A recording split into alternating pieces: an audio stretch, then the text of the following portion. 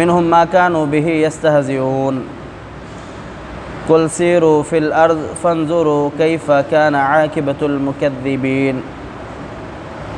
وَلَقَدِ اسْتُهْزِئَ بِرُسُلٍ مِّن قَبْلِكَ یقیناً بلا شبہ آپ سے پہلے کئی رسولوں کا مذاق اڑایا گیا فحاق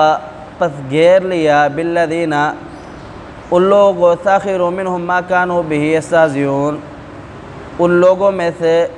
ان لوگوں کو جنہوں نے مذاق اڑایا اس چیز نے جس چیز کا وہ مذاق اڑایا کرتے تھے۔ گزشتہ آیات میں آپ نے سماعت فرمایا کہ اللہ رب العالمین نے مسلمانوں کو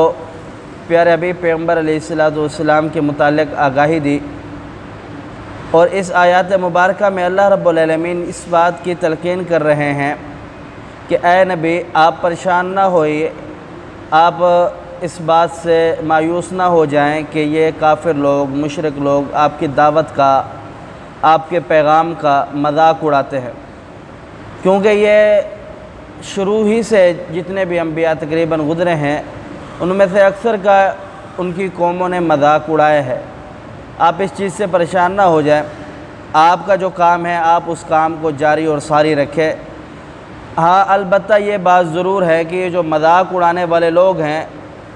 شروع ہی سے لے کر آج تک اللہ رب العالمین نے ہر قوم کو اس کی سزا اس کا انجام دکھایا ہے۔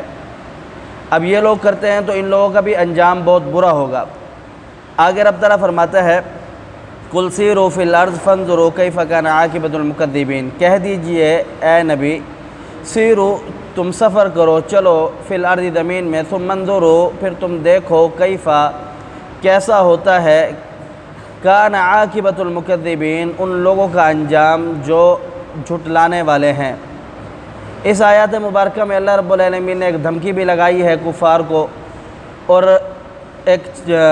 نصیحت بھی کی ہے کہ تم زمین کے اندر جا کر کے اس چیز کو دیکھو